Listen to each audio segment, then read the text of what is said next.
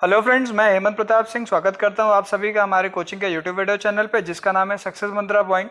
जैसा कि हम सभी ने अब तक पिछले कुछ वीडियोस में बहुत सारी ज़रूरी टॉपिक्स के बारे में डिस्कस किया है, ठीक उसी तरह से आज भी एक इंपॉर्टेंट टॉपिक मैं आप सभी के लिए लेकर आया हूं, कंज्यूमर्स इक्विलिब्रियम का।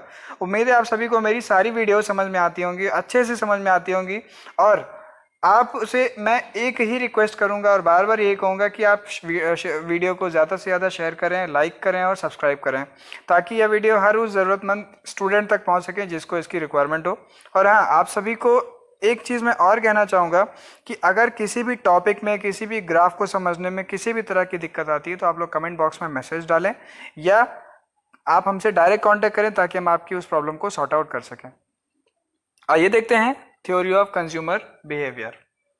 मीनिंग ऑफ यूटिलिटी, यहाँ पे देखते हैं हम लोग यूटिलिटी क्या है। यूटिलिटी समझ लेते हैं। यूटिलिटी का मतलब होता है want satisfying power of commodity. मतलब अगर कोई भी कंज्यूमर या कोई भी कस्टमर किसी भी प्रोडक्ट को खरीद के लेके आता है, उसको पैसा खर्च करके लेके आता है, तो उससे डिराइव होने वाली सेटिस्फैक्शन से, इसका सेटिस्फैक्शन का मतलब होता है संतुष्टि। संतुष्टि का मतलब अगर वो कोई भी प्रोडक्ट कंज्यूम कर रहा है, मान लीजिए बिस्किट खा रहा है या फिर कोई केक खा रहा है, कुछ भी खा रहा है, तो उससे डिराइव्ड होने वाली सेटिस्फैक्शन। तो जैसे कि ये डेफिनेशन आप लोग देख रहे हैं, it refers to the want satisfying power of commodity और it may be defined as the amount of satisfaction derive from the consumption of commodity. Utility दो टाइप की होती है, एक टोटल यूटिलिटी, एक मार्जिनल यूटिलिटी। टोटल यूटिलिटी क्या होती है, आइए देखते हैं। टोटल यूटिलिटी मतलब it refers to the total satisfaction. देखिए मैंने इस वर्ड को हाईलाइट कर दिया है। टोटल सेटिस्फैक्शन का मतलब पूरी तरह से संतुष्टि उसको मिल जाना, derive by the consumer from the consumption of specific quantity of commodity. मतलब किसी एक स्पेशल तरह की कमोडिटी का कंजम्पशन वो करता है और उससे उसको टोटल सेटिस्फैक्शन डिराइव्ड होता है। इसी को हम लोग बोलते हैं टोटल यूटिलिटी। और वहीं पर मार्जिनल यूटिलिटी क्या होता है, it refers to the additional utility. Additional का मतलब होता है हर एक एडिशन पे मिलने वाली संतुष्टि। अगर एक आम खाया तो उससे उसका पेट भरा, दूसरा आम खाया तो उससे उसका इच्छा भरी, और तीसरा आम खाया तो एकदम उसका पीक लेवल पहुंचने के बाद अगर नेक्स्ट अगला आम खिलाया यानी एक और एडिशनल वैल्यू दी तो उससे उसकी वॉमिटिंग हो जाएगी। आगे हम लोग ग्राफ से समझेंगे और बहुत अच्छा समझ में आएगा कि एडिशनल यूटिलिटी कितना सेटिस्फैक्शन प्रोवाइड करती है या एडिशनल यूटिलिटी किस तरह से एडिशनल कंजम्पशन करने पे डिराइव्ड होती है। आइए कुछ टोटल यूटिलिटी और मार्जिनल यूटिलिटी हम लोग इस टेबल से समझ लेते हैं। मान लीजिए आपने एक भी आम नहीं खाया, जीरो मैंगो, तो टोटल यूटिलिटी क्या होगी, जीरो होगी। और मार्जिनल तो कुछ होगी ही नहीं, अनडिफाइंड होगी, क्योंकि एडिशनल यूनिट आपने कोई कंज्यूम की ही नहीं। फिर आपने एक आम खाया, आपको बहुत भूख लगी थी, तो टोटल यूटिलिटी डिराइव्ड हुई 10। और ये 10 से पजल्ड मत होइएगा, पजल्ड इसलिए मत होइएगा क्योंकि ये एक अज्यूम्ड डाटा है। ये हमने माना है कि हमको टोटल 10 यूनिट्स के बराबर का सेटिस्फैक्शन मिल रहा है। और उस जगह पे जब एडिशनल कोई यूनिट ली ही नहीं तो मार्जिनल यूटिलिटी भी 10 ही होगी। नेक्स्ट, अगर आपने एक और यूनिट मैंगो की कंज्यूम की तो आपको टोटल यूटिलिटी डिराइव्ड होती है 17। नाउ अब हम लोग ये समझते हैं कि 17 ये भी एक अज्यूम्ड डाटा है, इसको आप पर्सनली ना लें, ये माना हुआ डाटा है, कंफ्यूज ना हो। मार्जिनल यूटिलिटी चेक करते हैं अब।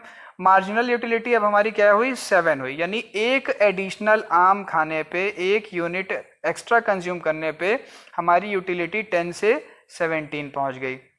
और मार्जिनल निकालने के लिए हमें क्या करना पड़ता है, 17 माइनस का 10 यानी कितना आ गया, 7। तो हमारी मार्जिनल यूटिलिटी कितनी आ गई, 7।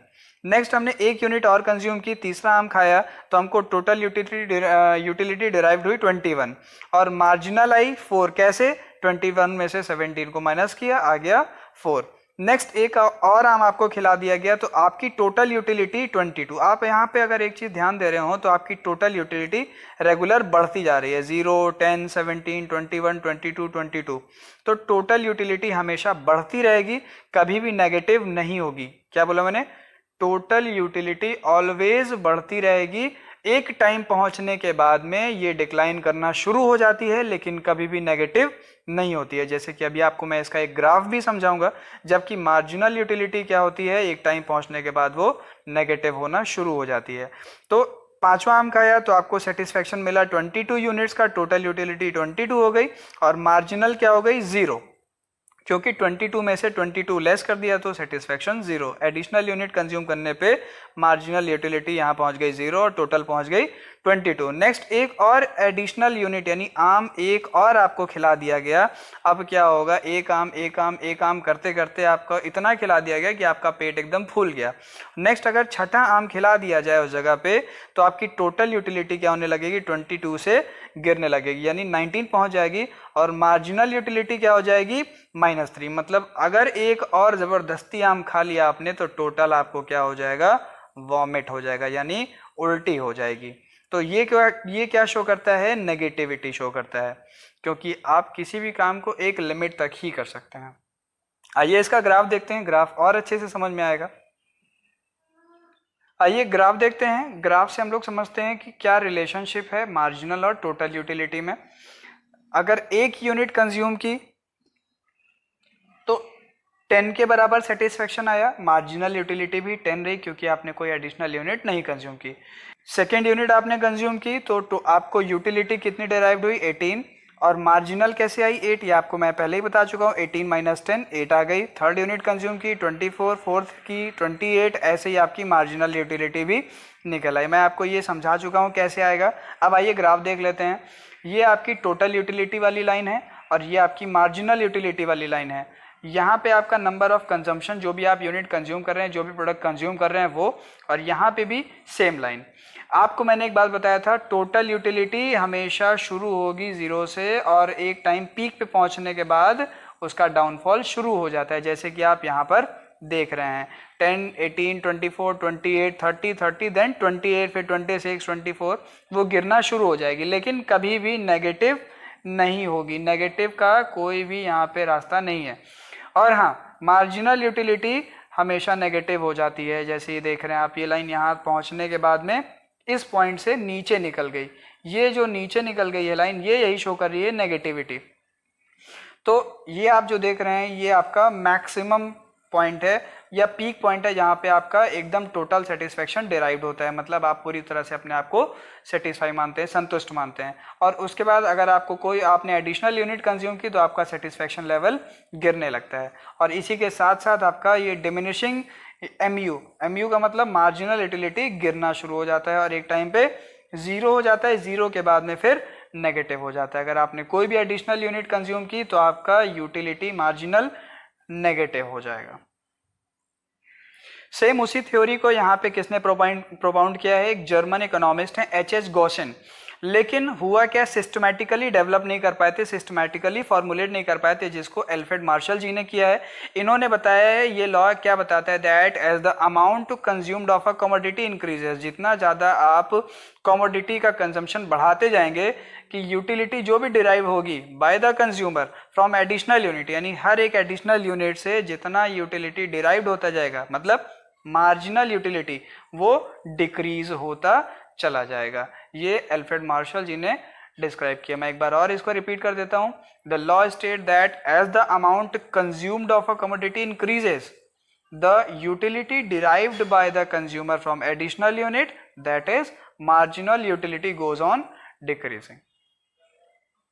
इसके कुछ assumptions भी हैं इस लॉ के, ये भी आपको ध्यान में रखना है। साथ ही साथ उस नियम को तभी माना जाएगा जब ये assumption साथ ही साथ चलेंगे। यानी all the units of the goods must be identical. Identical का मतलब होता है कि सभी रेस्पेक्ट से देखा जाए तो वो सेम होना चाहिए, मतलब उसका साइज, कलर, ये जितना भी गुड्स यूज किए जाएंगे वो आइडेंटिकल नेचर के होने चाहिए, स्टैंडर्ड होने चाहिए, कोई भी चेंज इनके कंजम्पशन प्रोसेस में नहीं होना चाहिए। मतलब एक आम अभी खा रहे हैं, फिर 4 घंटे बाद दूसरा आम खा रहे हैं, फिर 6 घंटे बाद तीसरा खा रहे हैं, उस जगह पे ये लॉ एप्लीकेबल नहीं होगा। मतलब जो भी कंजम्पशन प्रोसेस है उसमें कॉन्टिन्यूटी भी होनी चाहिए, कोई चेंज नहीं होना चाहिए। अगर आप दशहरी आम खा रहे हैं तो दशहरी ही खाना है, और अगर आप लगातार वो चीज़ नहीं कंज्यूम करेंगे तो भी ये लॉ एप्लीकेबल नहीं होगा। There must be continuity in consumption, no change in the prices of substitute goods. और हाँ, ये भी बात ध्यान रखनी है कि इसका जो भी सब्सटीट्यूट गुड्स होगा उसके प्राइसेज में चेंज नहीं होना है, नहीं तो कस्टमर हमेशा दूसरी तरफ डाइवर्ट हो जाता है या शिफ्ट कर जाता है।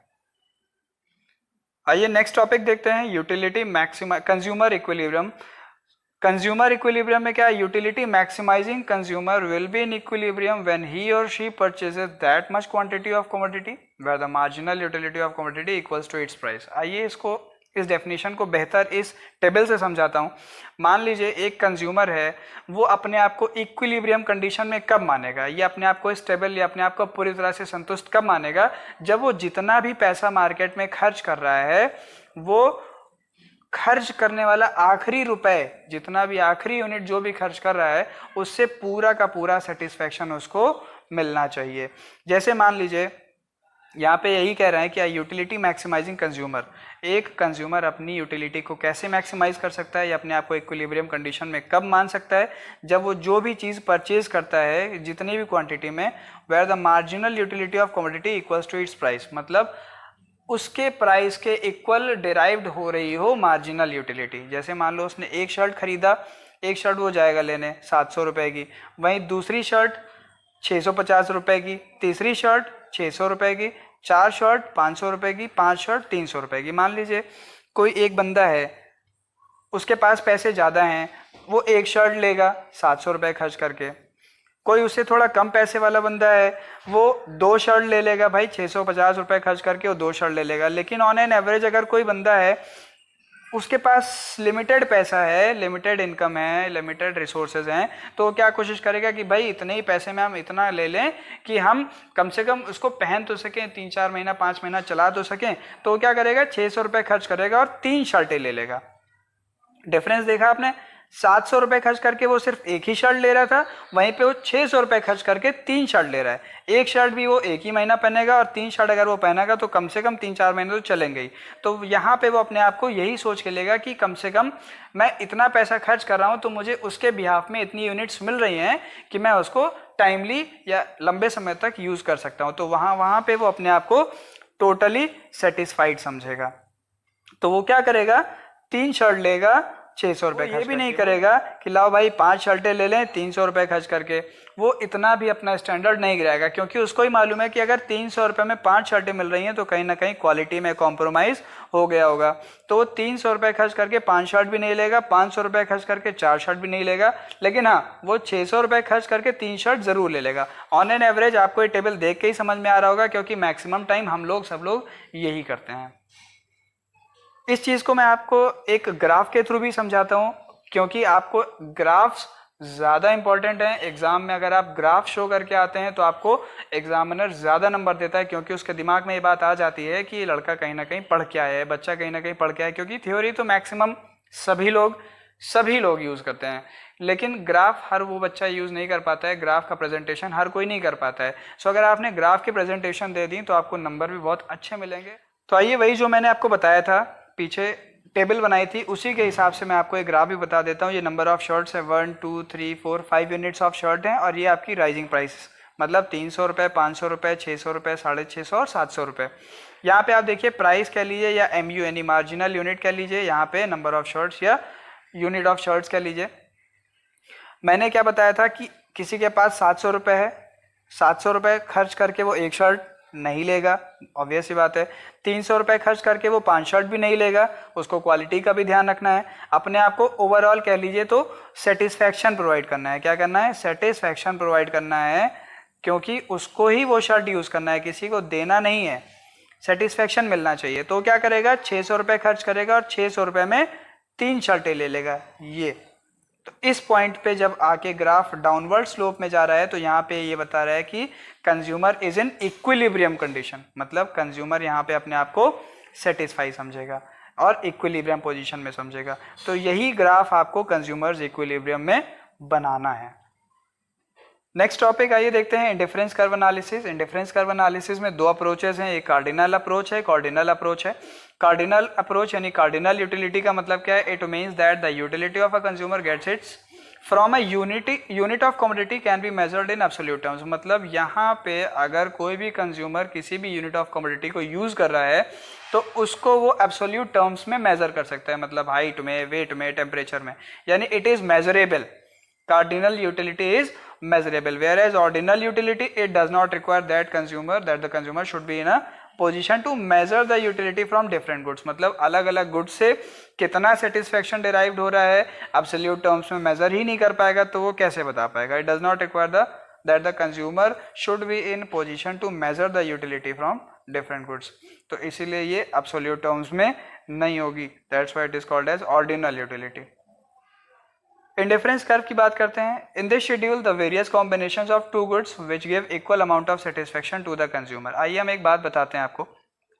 मान लीजिए आपके पास 500 रुपये हैं, आपको 500 रुपये दे के मार्केट भेजा गया, या आप खुद 500 रुपये, आप घर के ओनर हैं, आप 500 रुपये लेके मार्केट जाते हैं, आपको कपड़ा भी चाहिए वो भी ज़रूरी है और आपको खाना भी चाहिए वो भी ज़रूरी है, तो आप उस 500 रुपये को या उस 500 रुपये की यूनिट को कुछ ऐसा खर्च करेंगे कि आपको इक्वल सेटिस्फेक्शन डिराइव्ड हो। 2:2 कह लीजिए, 1:1 कह लीजिए, इक्वल की बात है। यहाँ पे सेटिस्फेक्शन इक्वली डिराइव्ड होना चाहिए। मतलब अगर आपको ज़रूरत है 2 यूनिट कपड़े की, 5 यूनिट फूड की, तो आप वही लेके आए, तब आप अपने आप को सेटिस्फाई समझेंगे। आइए मैं आपको इस चीज़ को ग्राफ से ज़्यादा अच्छा समझाता हूँ। तो चलिए देखते हैं। 0 यानी ओरिजिन पॉइंट से शुरू होता है, ये number of unit of foods हैं 1 2 3 4 5 6, ये यूनिट ऑफ फूड्स, ये लाइन आपकी यूनिट ऑफ फूड्स को शो करेगी, जबकि ये लाइन आपकी यूनिट ऑफ क्लोथिंग को शो करेगी। मान लीजिए क्लोथिंग जो हम लोग ले रहे हैं ये मीटर्स में ले रहे हैं, 2 मीटर 4 मीटर 6 मीटर 8 मीटर, तो ये हम लोग मीटर्स में लेते हैं, और जबकि ये यूनिट हम लोग फूड की केजी में ले लेते हैं या कैसे भी ले लेते हैं। तो यहाँ पे हम लोग एक कॉमन चीज़ क्या नोटिस करते हैं कि अगर आप एक चीज़ का कंजम्पशन बढ़ाते हैं, यानी एक चीज़ की डिमांड बढ़ाते हैं, तो आपको दूसरी चीज़ की डिमांड कम करनी पड़ेगी, मतलब कहीं ना कहीं एडजस्ट करना पड़ेगा, क्योंकि आपके पास रिसोर्सेज क्या हैं, रिसोर्सेज लिमिटेड हैं। ये बात आपको बहुत अच्छे से ध्यान रखनी है। रिसोर्सेज लिमिटेड होना मतलब आपके पास पैसा तो 500 रुपये ही है ना, ये हमने माना हुआ अमाउंट है। देखिए जब वो 12 मीटर ऑफ क्लोथ लेता है तो उसको कहीं ना कहीं एडजस्ट करके 1 यूनिट ऑफ फूड पे आना है। अगर वो 6 मीटर ऑफ क्लोथ लेता है, यानी क्लोथ का कंजम्पशन कम करता है, तो कहीं ना कहीं वो क्या कर पा रहा है, यूनिट ऑफ फूडिंग बढ़ा पा रहा है। ये देखिए 2 यूनिट्स को कंज्यूम कर पा रहा है। अगर वो क्लोथिंग की यूनिट और कम कर देता है, मान लीजिए 4 यूनिट कर लेता है या 2 यूनिट या 3 यूनिट कर लेता है, तो वो फूड का कंजम्पशन और बढ़ा पाता है। जस्ट उल्टा, मान लीजिए अगर वो फूड का कंजम्पशन या फूड की यूनिट को कम कंज्यूम कर रहा है, तो क्लोथिंग की यूनिट्स को बढ़ा पा रहा है। तो ये डिपेंड करता है कंज्यूमर की किस पे, नीड्स पे, कि उसको कितना गुड्स रिक्वायर्ड है, वो कितना यूनिट ऑफ क्लोथ ले, कितना यूनिट ऑफ फूड परचेज करे, ये उसको चूज करना पड़ेगा कि उसके पास रिसोर्सेज लिमिटेड हैं, उसी लिमिटेड रिसोर्सेज में वो कितना क्लोथ ले और कितना फूड ले। तो उसको कहीं ना कहीं ये कह लीजिए एक लाइन में कि एक चीज़ से दूसरे चीज़ का कहीं ना कहीं उसको सेक्रीफाइस करना पड़ेगा। भाई अगर वो क्लोथिंग का ऑप्शन बढ़ाता है तो उसको फूड का सेक्रीफाइस करना पड़ेगा, अगर वो फूड का ऑप्शन बढ़ाता है तो उसको क्लोथ का सेक्रीफाइस करना पड़ेगा। तो कुल मिला के लिमिटेड रिसोर्सेज लिमिटेड होने की वजह से उसको सेक्रीफाइस भी करना पड़ेगा। सो फ्रेंड्स, ये था आज का टॉपिक कंज्यूमर इक्विलिब्रियम। अगर आपको इस वीडियो के किसी भी टॉपिक में प्रॉब्लम हो तो आप हमें कांटेक्ट कर सकते हैं या कमेंट बॉक्स में मैसेज डाल सकते हैं। So thank you for watching this video.